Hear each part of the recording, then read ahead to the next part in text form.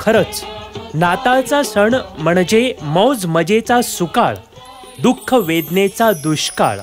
नाताळात चंद्र ताऱ्यांनी जणू उजळून निघते आभाळ, हृदयाच्या आसमंतावर होते एक गुलाबी सकाळ।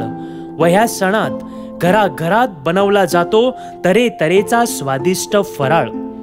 नाताळच्या काळात असे आनंद व उत्साहाचे चित्र सर्व ख्रिस्ती जगतात दिसत असताना वसईतील अर्नाळा चर्चमध्ये मात्र गेली कित्येक वर्ष 25 डिसेंबरच्या दिवशी एक वेगळेच दृश्य पाहावयास मिळते।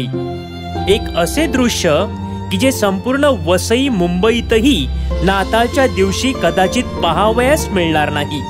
काय आहे हे दृश्य? 25 डिसेंबरला साधारणतः दुपारचे 4 वाजले की अर्नाळा चर्चच्या दिशेने लोकांचा ओघ सुरू होतो। हळूहळू रांगा लागू लागतात, गर्दी वाढू लागते।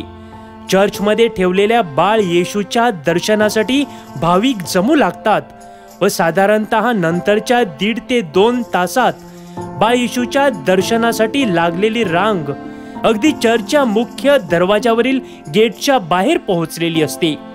कोण असतात हे दर्शनाला आलेले लोक? कॅथोलिक, प्रोटेस्टंट, इतर पंथातील ख्रिस्ती?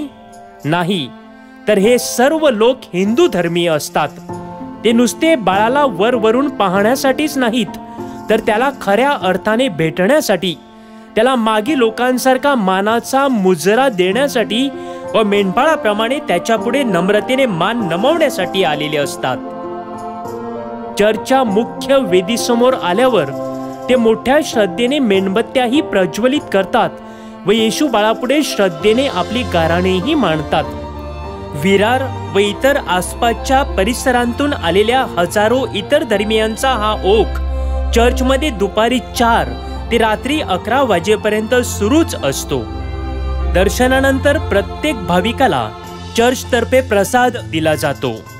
चर्चमध्ये आम्ही युवकांना घेऊन सुंदर गोठा तयार करतो, त्याचप्रमाणे युवकांना हाताशी घेऊन चर्चला सुंदर रोषणाईही केली जाते। चर्च बाहेरही या सणानिमित्ताने फार मोठी जत्रा भरत असते, जी नाताळचा आनंद जणू द्विगुणित करते। एकंदरीत नाताळच्या दिवशी असे सर्व धर्म स्नेहभावाचे सुंदर चित्र इतरत्र कुठे क्वचितच पाहावयास मिळेल यात शंका नाही। या इतर धर्मीय लोकांची श्रद्धा पाहून आशीर्वादासाठी एक हात उंचावलेल्या बाळ येशूच्या तोंडूनही नक्कीच कौतुकाचे शब्द निघत असणार। तुमचा विश्वास मोठा, तुमची इच्छा सफळ होवो।